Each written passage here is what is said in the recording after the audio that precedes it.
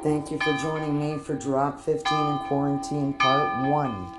I'm going to be giving you 22 actionable steps to lose weight during lockdown and after lockdown over the next 2 episodes. Let's get into it.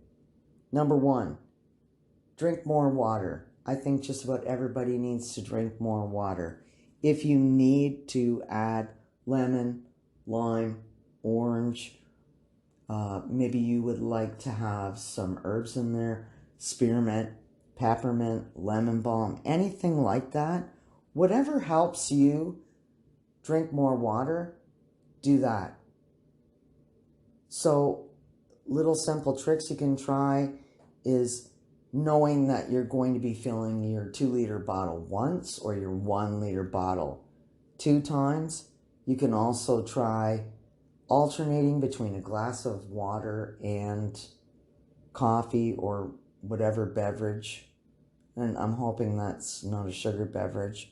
But if you're a big coffee drinker or tea drinker, drink your glass of water, then have your first coffee or tea, and then drink a water and back to coffee or tea.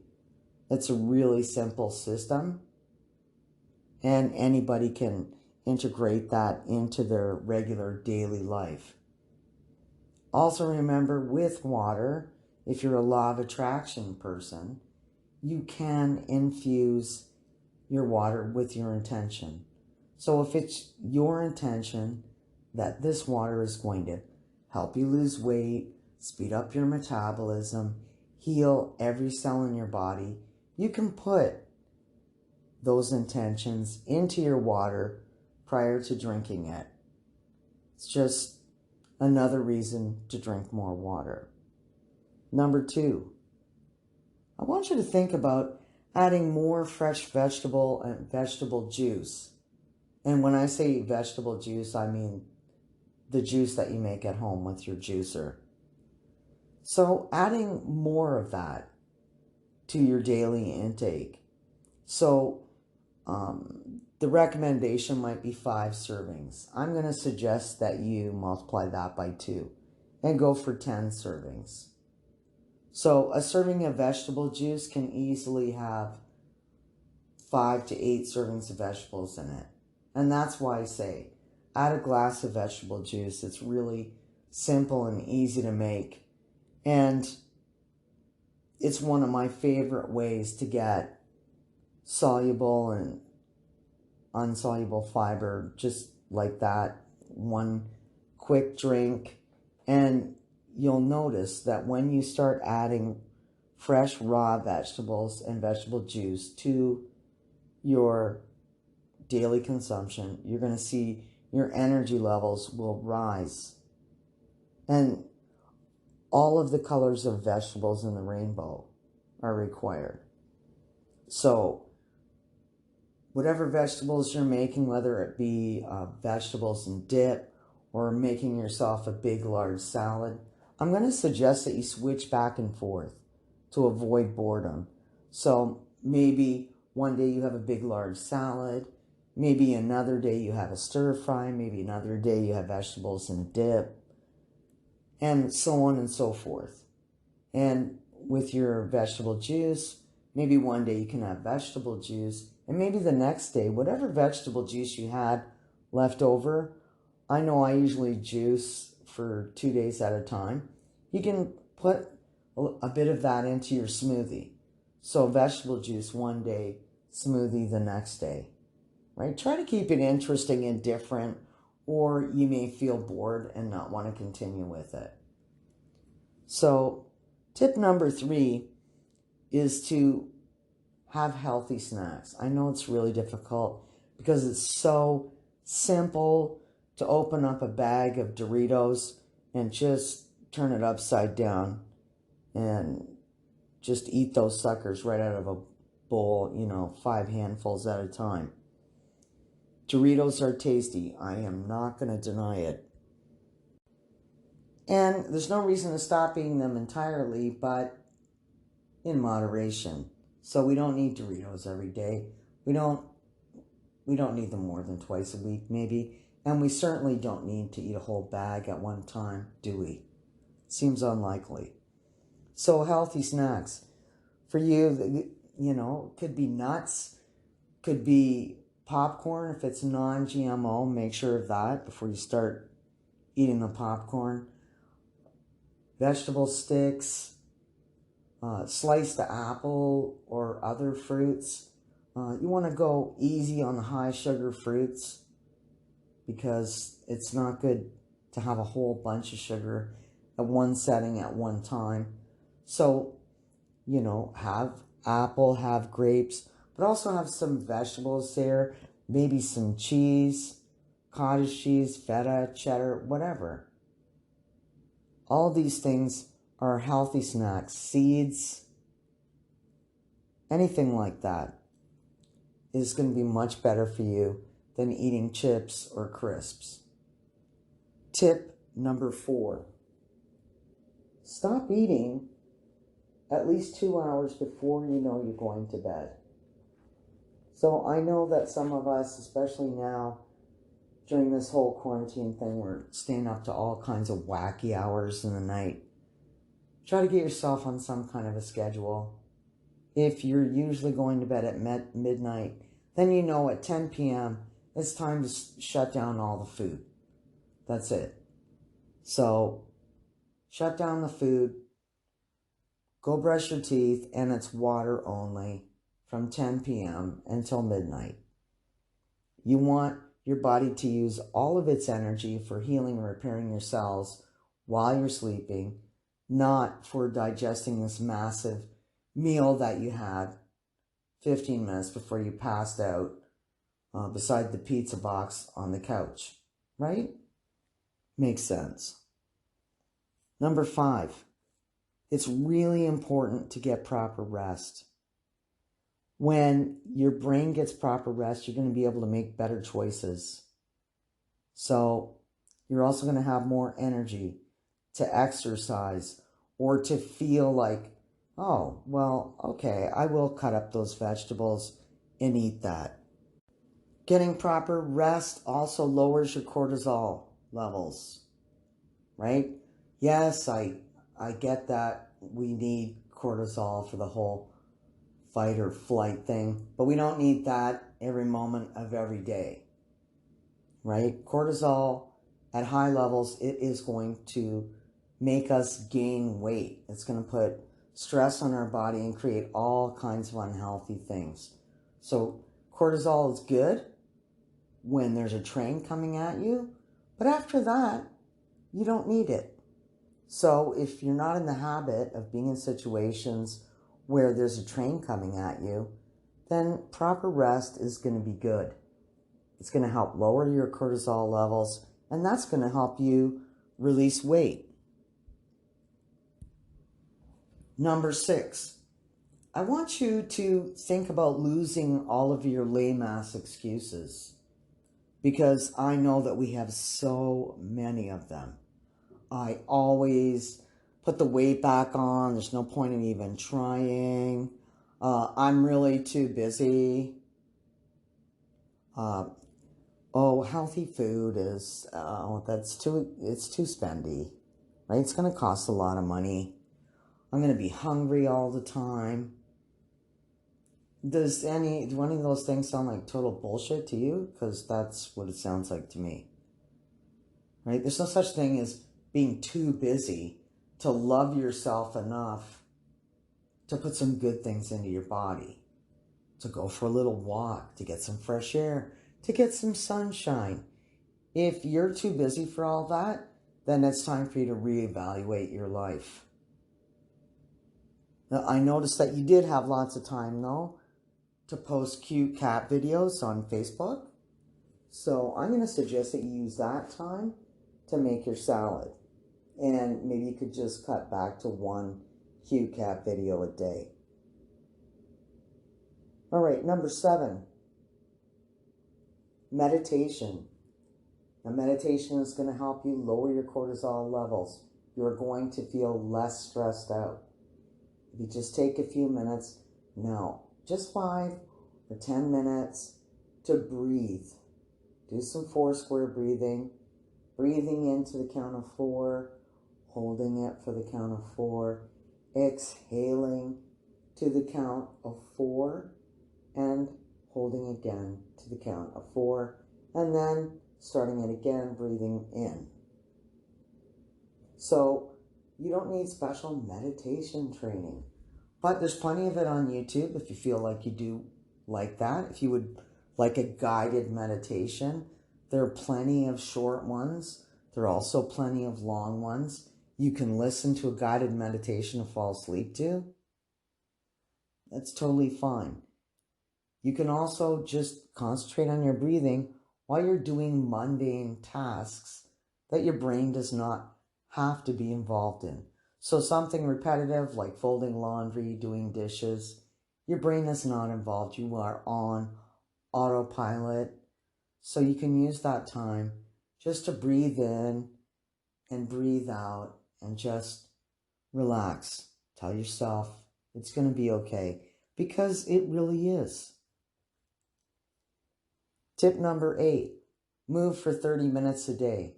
This is not about doing some crazy, calorie burning workout. I don't even worry about calories. This is going to be good for your whole body because it's moving. So if you are a sedentary person, it is good to get up and move around. You ever notice how your body gets all stiff if you're in the same position for too long? Your body was made to move. So get up, get off your fat couch, and give yourself a little walk. Do some yoga, dance around, march on the spot, do some Tai Chi, practice your karate. Whatever it is, whatever makes you happy, do that as your form of movement. Swimming, cycling, whatever it is. Now, my go-to is walking. I just think it's really good for people to be outside getting some air and sunlight and looking at nature. It's just good for your vibration in general. If you're not able to go for 30 minutes, go 3 times for 10 minutes. Just keep in mind, how long have I been in this position? And if it's longer than 30 minutes, get up and move around, right? We are working from our home office and we're sitting on that chair for so long. This is not good for your body. Get up, move around, walk around for 5 minutes, right? Do 3 minutes worth of jumping jacks. Whatever it is, march on the spot a bit. Your body likes movement. You're going to find that you have a lot more energy when you're regularly moving around. Tip number 9. Now would be a good time to cut back on the refined carbs. No, I am not suggesting that you go on the keto diet. I find it a little bit too strict. I'm not a fan of diets at all, ever, right? Think of these things as lifestyle changes. Just, you try to add a few. You can't be all rigid with yourself. It's not going to work, right? So you take the tips that you want, and then once you're comfortable with 3 or 4 of them, then you add a new one. So refined carbs, like white flour, so pasta, bread, things like that. We know that refined carbs turn into sugar, raises our sugar levels, and that's how so many people are becoming diabetic. We already know that. So we want to try and move to things that are complex carbs, like oats, quinoa, sweet potatoes, things like that. So you don't have to cut out pasta completely from your life. I get it. Pasta is delicious. But you can reduce your serving size and you can alternate. You can say, okay, I'm only going to have pasta twice a week. That's not suffering. you can make do, or you can choose something else. Nobody needs to eat pasta every single day. It's just a conscious choice that you're making, that you're moving away from sliced bread, from white bread. You're just moving away from it. You're not leaving it forever. You're just letting it stay over there for now. You're going to come back there, but you don't need to go back there every day. Now, tip number 10. Please, I'm begging you, cut back on the sugar, especially processed white sugar. Just stop yourself, right? A lot of people have switched to more natural type sugars like monk fruit sugar, stevia, honey, maple syrup, maybe even molasses. But white processed sugar, wow, like that's the worst. You do not need 4 teaspoons of sugar in your coffee. And yes, I do know someone who regularly drinks coffee and always has 4 heaping teaspoons of sugar in it. White sugar. Just come on. This is so incredibly bad for you. With all of the education that we have, we know that white sugar is poison. It's so incredibly bad for your body. I understand that we're all addicted to it in one sense or another, but now is the time to just start leaving it over there. Maybe we could put 3 teaspoons of sugar in, maybe 2, down to 1, then half, then none. Wean yourself off the sugar, or look for a sugar substitute. And not something like xylitol or anything that's totally chemical based. We want a natural sugar. Okay, so like I said before, something like stevia. I personally don't like stevia because it just has a weird aftertaste as far as I'm concerned. Monk fruit sugar, I didn't mind monk fruit sugar at all. I don't put sugar in my coffee or tea, so I'm fortunate in that sense. But it's been relatively easy for me to kind of switch to using honey or maple syrup in the event that I do want to put a little bit of sweetener in something that I'm having.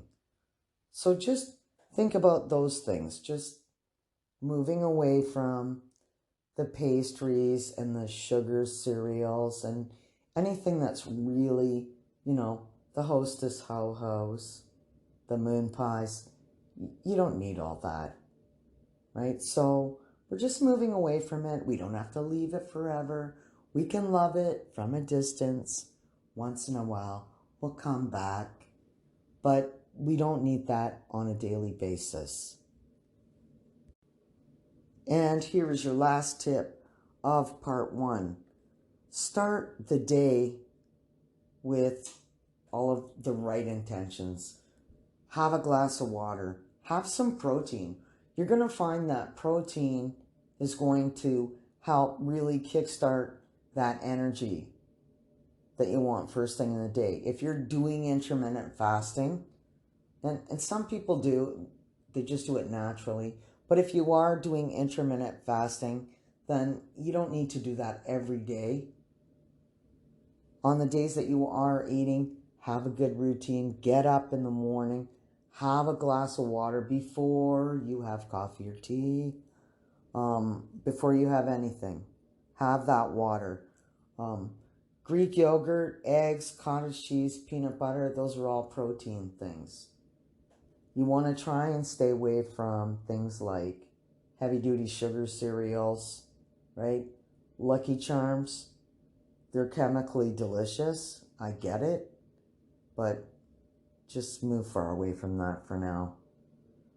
It's just too much sugar to start your day with, right? So get into a good frame of mind first thing in the morning. Say nice things to yourself.